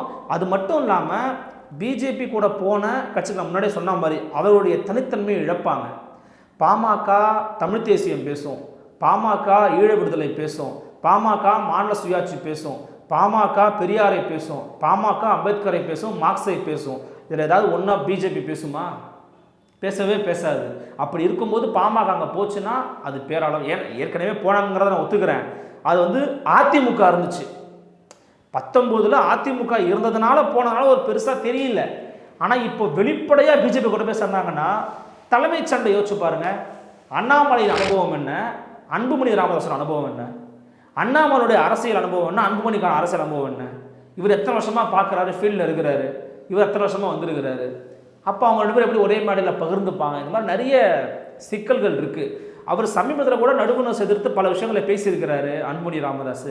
அப்பெல்லாம் போனார் அப்படின்னா வெறும் பதவிக்காக, பணத்துக்காக, சுகத்துக்காக, தன்னுடைய சுயநலத்திற்காக இப்படிப்பட்ட ஒரு முடிவு எடுத்திருக்கிறாரு அப்படிங்கிற ஒரு அவச்சொல்லுக்கு, மோசமான இழிபெயருக்கு உள்ளாவாங்க பாமக. சரி, பார்க்கலாம் அவங்க என்ன முடிவு எடுக்க போகிறாங்கன்றதையும் பொறுத்து வந்து பார்க்கலாம். வேறு என்ன செய்திகள் இருக்குது? நாம் தமிழர் கட்சியில் சின்னம் தொடர்பாக ஏதாவது செய்தி இருக்கா? இல்லை, சின்னம் வந்து அவங்க உச்சநீதிமன்றத்துக்கு மேல்முறையீடு பண்ணியிருக்கிறாங்க. உச்சநீதிமன்றம் என்ன பதில் சொல்ல போகுதுன்னு தெரியல. இவங்க தரப்புல இருந்து என்ன முடிவெடுத்தாலும், அதாவது எப்படிப்பட்ட சின்னம் கிடைச்சாலும் நம்ம போட்டியிட்டு வென்று காட்டுருவோம் அப்படின்றாங்க. குறிப்பாக அந்த பிடிஎஃப்ல எந்தெந்த சின்னங்கள் இருக்குங்கிற மாதிரி நிறைய பேர் ஷேர் பண்ணியிருந்தாங்க. அதில் வந்து பார்த்தீங்கன்னா கொஞ்சம் சுவாரஸ்யமான சின்னங்கள்லாம் இருக்குது. விசில் சின்னம் இருக்குது, அதாவது கொஞ்சம் கனெக்ட் ஆகிற மாதிரி சின்னம்னா விசில் இருக்குது. ஆனால் அவங்க ரொம்ப மோசமானவங்க போட்டிருக்கு எலெக்ஷன் கமிஷன் இல்லையா. பஞ்சிங் மிஷின், ஸ்டாப்லர் பின்னு, அதுக்கப்புறம் வந்து கிரிக்கெட் பேட்டு, அப்புறம் இன்னும் நிறைய அந்த, அதாவது அதெல்லாம் நீங்கள் சின்னமாக கொடுக்கலாமான்னு யோசிப்பீங்க. இதெல்லாமாடா சின்னமாக கொடுப்பாங்க அப்படிங்கிற மாதிரி சின்னம் கொடுத்து வச்சுருக்காங்க. அதில் விசில் ஒரு சின்னம் இருந்தது. அதே மாதிரி வந்து பார்த்தீங்கன்னா செருப்பு ஒரு சின்னம் இருந்துச்சு. செருப்பு சின்னத்தோட பார்த்தோன்னே என்ன தோணுச்சுன்னா, ஆம் ஆத்மிக்கு விளக்கமாறு கொடுத்தாங்கல்ல, அதுதான் ஐயநாதன் ஐயா சொல்லியிருப்பாரு. ஆம் ஆத்மி விளக்கமாறு கொடுத்தாங்க, நீ செருப்பு எடுத்துகிட்டு போப்பா வெல்ல முடியும்னு சொல்லி ஐயநாதன் ஐயா ஒரு பேட்டில் பேசியிருக்காங்க. நான் பார்த்தேன். எனக்கு என்னென்னா, செருப்பு சின்னம் கொடுத்தாருன்னு வச்சுக்கோங்களேன், நாம் தமிழர் கட்சியினுடைய தலைமுறைங்க போல சீமானன் வந்து பார்த்தீங்கன்னா ஒரு இடத்துல பேசும்போது செருப்பு தூக்கி அமைச்சார். பிஜேபி பிடிஎம் சொன்னால் ஒரு செருப்பால் அடிப்பேன்னு. அது ரொம்ப ஒரு தலைவர் அப்படி பேசக்கூடாது. அவர் பேசுறது ரொம்ப சர்ச்சையாச்சு. அந்த அந்த போஸ்ட்டை வச்ச ஓட்டு கேட்டுடலாமா அப்படிங்கிற மாதிரிலாம் பேசிக்கிட்டு இருந்தாங்க. பட் ஆனால் அதெல்லாம் சாத்தியம் இல்லை. செருப்பை வச்சிங்கன்னா அது உங்களுக்கு எப்படி சொல்கிறது, ட்ரோலாக கூட மாற வாய்ப்பு உண்டு. இல்லை, எல்லா மேடையிலையும் செருப்பு தூக்கி காட்டலாம்ல. இல்லை, அதான் சொல்கிறேனே, அது வேற மாதிரி ஆகிடும். அது வந்து நிச்சயமாக அவங்க ஏற்றுக்க மாட்டாங்க. சின்னன்னு பார்த்தா அந்த சுயேட்சையை கொடுக்குற சின்னன்னா வைரம், மோதிரம் இருக்குது. இன்னொன்று வந்து பார்த்தீங்கன்னா விசில் கூட ஓகே. ஏற்கனவே அவங்க வாங்கின அந்த இரட்டை மெழுகுவர்த்தி கிடைச்சா கூட அவங்க நல்லா ஏற்றுப்பாங்க. விசில் வந்து பார்த்தீங்கன்னா கொஞ்சம் நல்லாயிருக்கும். ஈஸியாக விசில் எல்லாருக்கும் கொடுத்துடலாம், விசில் அடிச்சுக்கிட்டு. ஆனால் அது வந்து அதையும் நியூஸ் எடுத்தீங்கன்னா புரிஞ்ச மாதிரியே ஒரு நிருபர் கேட்குறாரு. அதுக்கு அவர் சொல்கிறாரு, ஏன்பா விசில் அடிச்சாங்கள்ளி குஞ்சுகள்னு சொல்கிறதுக்காக கம்முன்னு இருப்பா அப்படிங்கிறாரு.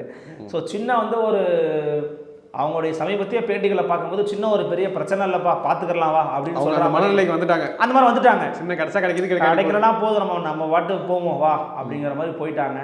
ஸோ அதில் ஒரு பெரிய டெவலப்மெண்ட் இப்போ வரைக்கும் இல்லை. இப்போ இன்னொரு விஷயம் ஒன்று நீங்கள் வந்து ரீசெண்டாக பார்த்துருப்பீங்க. தமிழ்நாட்டினுடைய கல்விச் சூழலை குறித்து தொடர்ந்து பேசியும் எழுதியும் வரக்கூடியவங்க இந்த கல்விச் சூழலுக்குரிய பிரச்சனைகள் குறித்து புத்தகங்கள் போட்டிருக்கிறாங்க. உமா மகேஸ்வரி டீச்சர் அவங்க அது மட்டும் நிறைய இடத்துல பேட்டிகள் கொடுத்துருக்குறாங்க.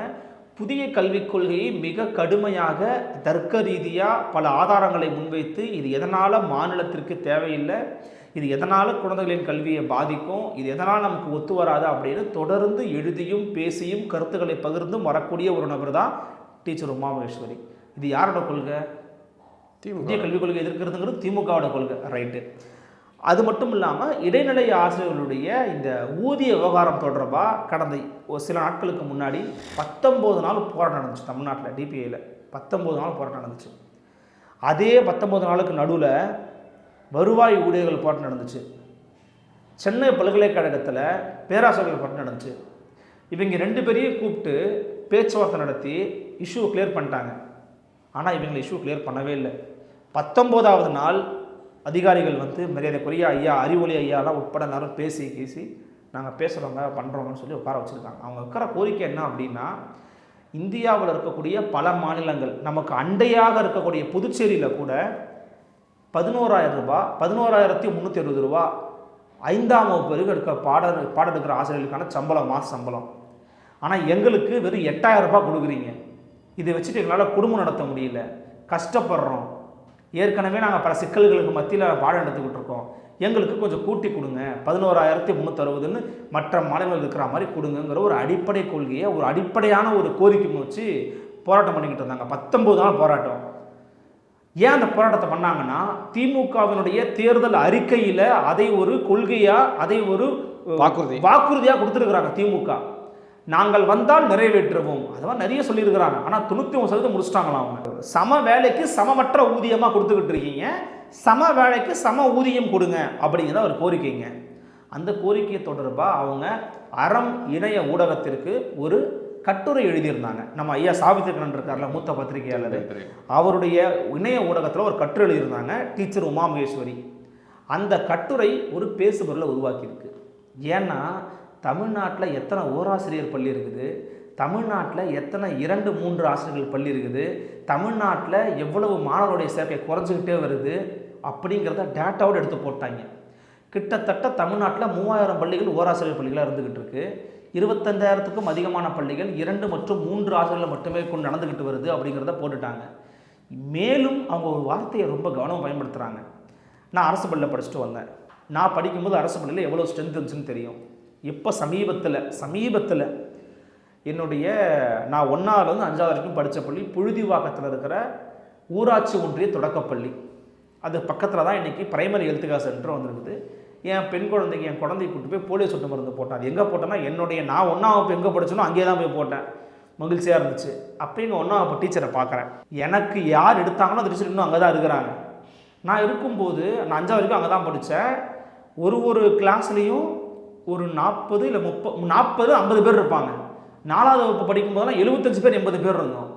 என்ன டீச்சர் எப்படி போயிட்டுருக்குன்னா, இல்லைப்பா கார்பரேஷனோட சேர்த்துட்டாங்க, இது வந்து சென்னை பள்ளியாக மாறிடுச்சுன்னாங்க. மகிழ்ச்சி டீச்சர், ஃபண்டெல்லாம் வருதா, ஏதாவது உதவி வேணுன்னா சொல்லுங்கள், நம்ம வந்து ஏதாவது என்னால் முடிஞ்ச ஹெல்ப்பை பண்ணுறேன்னா, நம்ம பள்ளின்னு ஒரு ஆப் இருக்குது அதை சேர்ந்துக்கன்னாங்க. சரி மேடம், மற்றதெல்லாம் ஓகே, எப்படி ஸ்ட்ரென்த்லாம் எப்படி இருக்குன்னு. ஒட்டுமொத்தமாக 100 பேர் இருப்பாங்கன்னாங்க. 1ஆவதுலேருந்து 5ஆவது வரைக்கும் இருக்கிற பள்ளி பெரிய பள்ளி. நான் படித்த ஸ்கூல் கவர்மெண்ட் ஸ்கூலு. 6ஆவதுலேருந்து 12ஆவது வரைக்கும் இருக்க ஹை செகண்டரி ஸ்கூலு. அப்போ நான் படிக்கும்போது 1500 பேர் 6ஆவதுலேருந்து 12ஆவது வரைக்கும் எல்லா செக்ஷனையும் சேர்த்து பெரிய ஸ்கூலு. காமராஜர் திறந்து வச்ச ஸ்கூல். இன்றைக்கி 350 பேர் தான் படிக்கிறாங்க ஒட்டுமொத்தமாக 6th to 12th.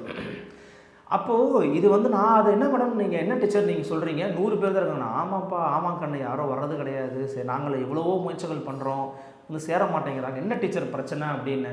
இல்லை, அவங்க பள்ளிக்கூடத்தை நம்புறது கிடையாது, மக்கள் மத்தியில் வந்து ஒரு விழிப்புணர்வு இல்லை, அரசு பள்ளியில் சேர்ந்தால் என்ன நடக்க போகுதுன்னு நினைக்கிறாங்க, ஆனால் எல்லோரும் மெட்ரிகுலேஷன் பள்ளியும் ஆங்கில பள்ளியும் சேர்ந்து போகிறாங்க அப்படிங்கிற மாதிரி இன்னும் கூடுதல் கவனம் செலுத்தணும் அரசு அப்படிங்கிற மாதிரி சொல்லி முடிச்சுட்டாங்க. உமாமேஸ்வரம்மா என்ன எழுதுகிறாங்க அப்படின்னா, எதுக்காக இதை சொல்கிறதுக்காக சொல்கிறேன். அரசு பள்ளியில் சாதாரண பாட்டாளி வர்க்க மக்கள், ஒடுக்கப்பட்ட விளிம்பு சமூகத்தை சேர்ந்த மக்களின் குழந்தைகள், இந்த மாதிரி நடுத்தர மக்களின் வீட்டு குழந்தைகள் தான் படிக்கிறாங்க. அந்த படிக்கிற குழந்தைகளுடைய பள்ளி ஆசிரியர்கள் 10,000க்கும் மேற்பட்டோர் 19 நாளாக போராடிக்கிட்டு இருக்கான். அப்போ அந்த குழந்தைகளுடைய கல்வி கற்றல் திறன் என்ன ஆகுது? இதே விவகாரம் ஆசிரியர்கள் திமுகவுடைய ஓட்டர்ஸுங்க. இதே விவகாரம், இதே சிச்சுவேஷன் ஒரு தனியார் பள்ளிக்கூடத்தினுடைய ஆசிரியர்கள் போராட்டம் பண்ணியிருந்தாங்கன்னா பெற்றோர்கள் ஸ்கூலுக்கு அனுப்பியிருப்பாங்களா, இல்லை அரசு சும்மா இருந்திருக்குமா? மரியாதைக்குரிய அன்பில் மகேஷ் பொய்யாமொழி நேரில் போய் பார்த்துருக்க மாட்டாரா? என்னங்க நீங்கள் இப்படி வந்துட்டீங்க சாலைக்குன்னு கேட்டிருப்பாரு. ஏன்னா அங்கே பணம் படைத்த மனிதர்கள், பணம் படைத்த மக்களின் குழந்தைகள் படிக்கிறாங்க, இங்கே குரலற்றவர்களின் குழந்தைகள் படிக்கிறாங்க அப்படிங்கிறது தான் வித்தியாசமா? அதுக்காக தான் நீங்கள் போய் பார்க்கலையா? குரலற்றவர்களின் குழந்தைகள் படிக்கிறார்கள் என்பதற்காக அரசு கவனம் செலுத்தாமல் இருக்கிறதா, பாராமுகமாக பார்க்கிறதா அப்படின்னு கேட்டாங்கங்க. இது ஒரு கட்டுரை. இது மட்டும் இல்லாமல் எங்கே போகிறது நமது கல்வி பாதைன்னு சொல்லி முகநூலில் ஒரு பதிவு எழுதியிருந்தாங்க.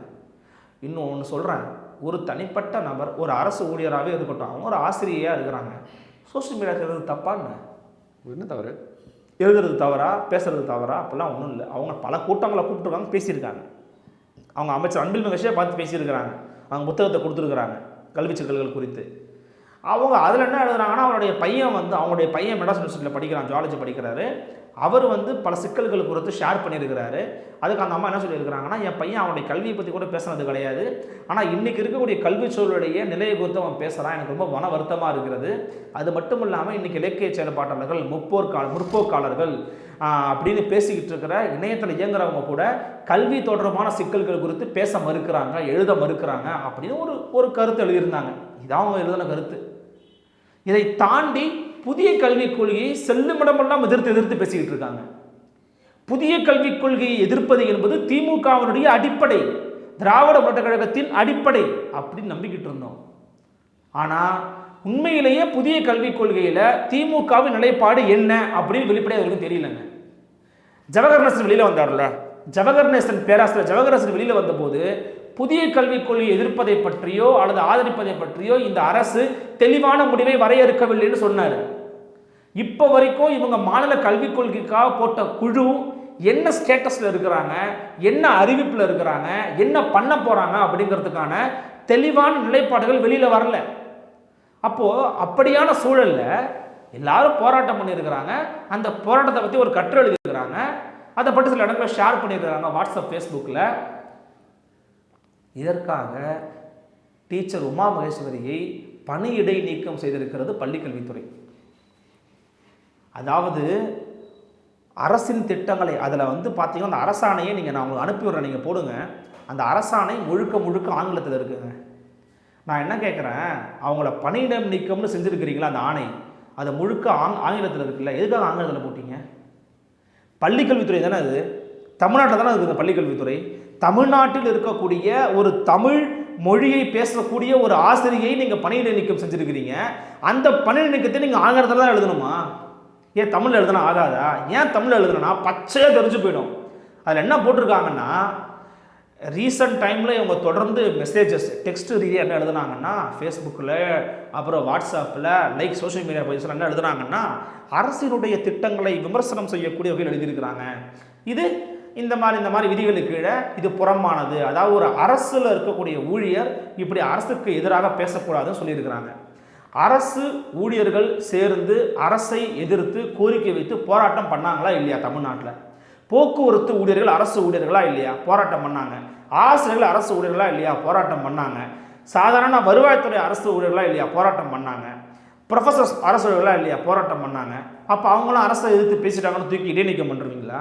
விமர்சனத்தை வைங்க, நாங்கள் ஏற்றுக்கிறோம் அப்படின்னு நீங்கள் தான் முதல்ல சொல்லிக்கிட்டு இருந்தீங்க. இது எப்படி இருக்குன்னா, பிஜேபி இப்படி தான் பண்ணும்.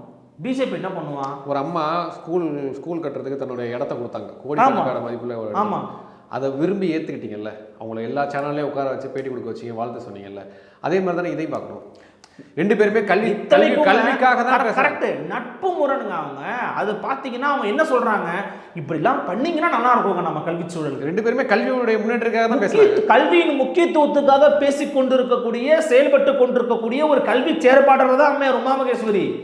அவங்களோட நிறைய தடவை நானே பேட்டி எடுத்திருக்கேன், தொடர்பு கொண்டு பேசினேன். என்னம்மா இந்த மாதிரி இடைநீக்கம் பண்ண? ஆமாம் தம்பி பண்ணிட்டாங்க. என்ன காரணம் சொன்னாங்க, செங்கல்பட்டு சிஇஓ கூப்பிட்டு பேசினாரு, கல்வி முதன்மை அலுவலர் அந்த அம்மா, அவங்களும் ஒரு லேடி தான். அவங்க கூப்பிட்டு 2 மணி நேரம் விசாரணை பண்ணியிருக்கிறாங்க. 2 மணி நேரம் என்னம்மா கேட்டாங்கன்னு சொன்னேன். எதுக்குங்க நீங்கள் இதெல்லாம் எழுதுறீங்க? எதுக்குங்க ஃபேஸ்புக்கில் எழுதுறீங்க? எதுக்குங்க வாட்ஸ்அப்பில் மெசேஜ் அனுப்புறீங்க? ஏங்க அறமலாம் போன்றவங்க கட்டுரை எழுதுறீங்க? இதெல்லாம் பண்ணாதீங்க. வேற என்னதான் பண்ணணுமா? அமைதியா இருங்க. அரசு என்ன சொன்னாலும் ஆமாஞ்சாமி கும்புரஞ்சாமின்னு போட்டு போங்கன்னு சொல்ல வராங்க போல் இருக்கு. ஏங்க எந்த கருத்தையுமே சொல்லக்கூடாது, எதையுமே எதிர்த்து பேசக்கூடாது, ஒரு மாற்று கருத்தை முன்வைக்கக்கூடாது அப்படின்னா இதுதாங்க பாசிசமான போக்கு. இதுதான் ஜனநாயகத்துக்கு எதிரானது, ஜனநாயகத்துக்கு ஆபத்தான போக்கு. இது இல்லை வாய்ப்பு போட்டு சட்டமாக போட்டிருக்கு. அப்படிதான் இருக்குது. இது பார்க்கும்போது ஒரு பள்ளி ஆசிரியர், இத்தனைக்கும் அவங்களுடைய பள்ளிக்கூடத்தில் வந்து பார்த்தீங்கன்னா நிறைய குழந்தைகளுக்கும் அவங்க ஒரு முன்மாதிரி, அவங்க எல்லாருக்குமே ரொம்ப பிடிக்கும். இந்த டீச்சர் அவங்களுக்கு ரொம்ப பிடிச்ச டீச்சர்னு சொல்கிறாங்க. அவங்க அந்த பள்ளிக்கூட அவங்களுடைய அணுகுமுறை வித்தியாசமாக இருக்குங்க.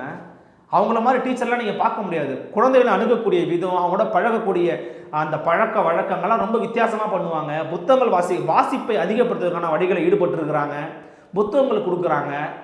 இந்த மாதிரியான ஒரு ஆசிரியரை இவங்க வந்து அரசினுடைய கொள்கைகளை திட்டங்களை விமர்சனம் பண்ணி எதிர்த்து பேசிட்டாங்க, அதனால் நான் இடைநீக்கம் பண்ணுறோன்னா என்ன நடைமுறை இது? சில பேர் சொல்கிறாங்க, என்ன நீங்கள் விதிமுறைகள் தெரியாமல் பேசிக்கிட்டு இருக்கீங்க, அரசு எதிர்த்து பேசுனா, உன் சேனலில் ஒருத்தர் வந்து உன்னை எதிர்த்து பேசுனா நான் கூட தூக்க மாட்டேன். என் சேனல் எடுத்து பேசுனா என்ன விஷயம் நீங்கள் உட்காந்து கேட்பேன், அப்படியா சொல்லி சரி பண்ணிக்கிறேன். எதுக்கு என்னைய கம்பேர் பண்ணிக்கிட்டு இருக்காங்கன்னு தெரியல. இது வந்து உனக்கு தெரியுமா போகுமான்றான். இதே வேலையை அதிமுக பண்ண திமுக என்ன பண்ணியிருக்கோம்? பெரிய போராட்டம். மோசமான ஃபாசிஸ்ட் அதிமுக ஜெயலலிதா மேல பண்ணியிருந்தாங்கன்னா சொல்லியிருப்பாங்க, மோசமான ஃபாசிஸ்ட ஜெயலலிதாவே ஏன் இப்படி செய்கிறாங்க. கடந்த எதிர்க்கட்சியாக இருக்கும்போது திமுக என்னென்ன விஷயத்துக்கெல்லாம் போராட்டம் பண்ணுச்சோ இன்னைக்கு அதே விஷயங்களை பண்ணிக்கிட்டு இருக்குன்றது இது வந்து என்ன சொல்றது அப்பட்டமா தெரியுது. கரெக்ட். இதை வந்து திமுக காரங்களே மறுக்க முடியாது நிறைய விஷயங்கள்ல. இது என்னன்னா நாட் ஒன்லி உமாமகேஸ்வரி மேடம், நம்ம அவங்களுக்காக அது ஏன் பேசுறோம்னா அவங்கள எனக்கு தெரியும். இன்னொன்று அவங்க சமூக பொது சமூகம் அறிந்த ஒரு நபர். அவங்களையும் சேர்த்து அருள் ஆறுமுகத்துக்கு என்ன பண்ணாங்க? அருள் ஆறுமுகம் அவர்களோடு இணைந்து மரியாதைக்குரிய மு.க. ஸ்டாலின் அவர்களோடு இணைந்து மேடையை பகிர்ந்த ஒரு நபர். அவர் தூக்கி குண்டாசில் போட்டாங்க. அவர் என்ன உங்களுக்கு பண்ணாரு? போராட்டம் பண்ணாரு மேல்மாலையா அவளை எதிர்த்து. மேல்மலையில் என்ன சொல்லிட்டு இருக்காங்க? எலெக்ஷன் டயத்தில் என்ன பண்ண போறாங்க? இப்போ மேல்மாலை 250 நாளையும் தாண்டி போராட்டம் நடந்துகிட்டு இருக்காரு. இல்லை தேர்தலில் அவங்களுடைய முடிவு என்னவா இருக்குமா தெரியல. ஆனால் இந்த மக்கள் தெளிவாக இருக்காங்க. மக்களை ஏமாற்றவே முடியாது. நீங்கள் ஒரு உறுதிப்பாடை கொடுக்கலன்னா ஒன்று தேர்தல் புறக்கணிப்பு. அப்படி தேர்தல் புறக்கணிப்பு இல்லைன்னா திமுக ஓட்டு போட மாட்டாங்க. நான் எழுதி கொடுக்குறேன். ஏப்பா நீங்கள் வந்தீங்கன்னா எல்லாமே மாறும்னு நினச்சிங்கன்னா இப்போ இப்படி பண்ணுறீங்க. அமைச்சர் ஏவா வேலுக்கும் இந்த துறைக்கும் சம்பந்தமே இல்லை. அவர் ஏன்பா இங்கே வராரு? அருள் ஆறுமுகத்தை தனிப்பட்ட எதிரி போல பாவிக்கிறார் மரியாதைக்குரிய ஐயா ஏவா வேலுன்னு சொல்கிறாங்க. அவர் காசு கொடுத்து சிப்காட்டு வேண்டும் சிப்காட்டு வேண்டும்னு அவங்க போராட்டம் பண்ணிக்கிட்டு இருக்காங்க. எல்லாம் சாராயத்துக்கும் பிரியாணிக்கும் கூட்டின கூட்டம் 500 ரூபாய் ஒரு நாளைக்கு. அவங்களாம் எந்த ஊரா? அவனுங்களாம் திருவண்ணாமலைக்கும் அவனுங்களுக்கும் தொடர்பே கிடையாதுங்க. அங்கே இருக்கிற மக்கள் சொல்கிறாங்க, ஏங்க நாங்கள் போராட்டம் பண்ணுறோம்னா தினசரி கழனி காட்டில் போய் நாற்று நடுறோம், தண்ணி பாய்ச்சறோம், ஏறு விழுறோம். நாங்கள் அங்கேயே நின்று போராட்டம் பண்ணுறோம். நாங்கள் போயிருந்தேன், அங்கேயே நின்று தினசரி போராட்டம் பண்ணுறாங்க, தினசரி முழக்கம் போடுறாங்க. பெண்களை முன்னிலைப்படுத்தி ஒரு போராட்டம், அது மிகச்சிறந்த ஒரு போராட்டம், அறவழியிலான போராட்டம். அதுக்கு ஒரு பதிலை கொடுக்கறதுக்கு உங்களுக்கு என்ன? ஏன்பா வராதுப்பா செய்ய மாட்டோமான்னு சொன்னா என்ன? இதே மாதிரி தான் பரந்தூர், மேல்மா. இப்படி திமுக வந்து இதெல்லாம் செய்யாது இதெல்லாம் பண்ணாதுன்னு சொன்ன பல விஷயங்களை பண்ணிக்கிட்டு இருக்காங்க. அதில் ஒன்று தான் இது. புதிய கல்விக் கொள்கையில் திமுகவின் நிலைப்பாடு என்ன? புதிய கல்விக் கொள்கைக்கு மாற்றாக அதை நிராகரித்து விட்டு தமிழ்நாட்டினுடைய மாநில கல்விக் கொள்கையினுடைய வரையறை என்ன? நம்ம என்ன வரைவை முன்வைத்திருக்கிறோம், என்ன திட்டத்தை முன்வைத்திருக்கிறோம்? காலை உணவு திட்டத்தை தமிழ்நாடு அரசு கொண்டு வந்துச்சு. அதை பாருங்க, பிஜேபி காரங்க சொல்றாங்க நாங்கள் புதிய கல்விக் கொள்கையில் இருக்கக்கூடிய ஒரு திட்டத்தை தான் எடுத்து இவர்கள் காப்பி எடுத்திருக்காங்க. சரி, பிஜேபி ஆல்ரெடி எத்தனை மாநிலத்தில் புதிய கல்விக் கொள்கை திட்டத்தை ஃபாலோ பண்ணி காலை உணவு திட்டம் இருக்குது. இப்போ இதெல்லாம் எதுக்காக இந்த மாதிரி விஷயங்கள்லாம் பாஷை கையில் எடுக்குதுன்னா, தமிழ்நாட்டுக்குன்னு ஒரு மாநில கல்விக் கொள்கை இருந்திருந்ததுன்னா அவங்க உள்ளே நுழைய மாட்டாங்க. உங்களுடைய மாநிலத்திற்கென்று தனித்த ஒரு கல்விக் கொள்கையை நீங்கள் வரையறுத்துட்டீங்கன்னு வச்சுக்கோங்களேன், இதாங்க எங்களுடைய சிலபஸ், எங்களுடைய பள்ளிகள் இப்படி தான் இருக்கும், எங்கள் கல்லூரிகள் இப்படி தான் இருக்கும், எங்களுடைய கல்வி திட்டம் இப்படி தான் இருக்கும், எங்கள் விஷன் இப்படி தான் இருக்கும், நாங்கள் இவங்கெல்லாம் பற்றி பாடத்திட்டத்தில் வச்சுருப்போம் அப்படின்ற ஒரு கொள்கை பார்வையோட திட்டத்தில் இருந்தாங்க அப்படின்னா பிஜேபி அதெல்லாம் பேச மாட்டாங்க. அது இடம் கொடுத்துக்கிட்டு இருக்கிறது திமுக தான். உடனடியாக இப்போ அம்மையார் உமாமகேஸ்வருடைய தகுதி நீக்கத்தை இடைநீக்கத்தை ஆதரித்து இடைநீக்கத்தை எதிர்த்து திரு டிடிவி தினகரன் அவர்கள் திரு சீமான் அவர்கள் அறிக்கை விட்டுருக்காங்க. விகடனில் ஒரு செய்தி வந்திருக்குது. அப்போ இவங்க இது போன்ற பல கட்சிகள் முன் வரணும். பல இயக்க திருமுருகன் அதை எதிர்த்து பேசியிருக்கிறாரு, இந்த மாதிரி பண்ணாதீங்க அப்படின்னு சொல்லியிருக்கிறாரு. இவருடைய இடைநீக்கத்தை உடனடியாக அரசு திரும்ப பெறணும். அது தப்புன்னு அரசு ஒத்துக்கணும் முதல்ல. இதான் என்னுடைய கருத்து. பார்க்கலாம், இப்படி விமர்சனங்கள் வந்துட்டு இருக்கு. இன்னொரு பக்கம் அரசு நீங்கள் நலமா அப்படின்னு ஒரு திட்டத்தை புதுசாக அறிமுகப்படுத்தி ஃபோன் பண்ணிலாம் கேட்டு நாங்கள் நலமாக இல்லை அப்படின்னு பல பேர் வந்து சொல்லிக்கிட்டு இருக்காங்க. அது கவனத்துக்கு போகணும். இந்த மாதிரியான விமர்சனங்கள் இருந்தாலும் இன்னொரு பக்கம் அரசியல் டெவலப்மெண்ட்ஸும் பேசியிருக்கிறோம். இந்த நீங்கள் நலமை பற்றி நம்ம இன்னொரு நாள் விரிவாக பேசலாம். இவ்வளோ நேரம் உங்களுடைய கருத்துக்களை மிக்க ரொம்ப நன்றி. நன்றி.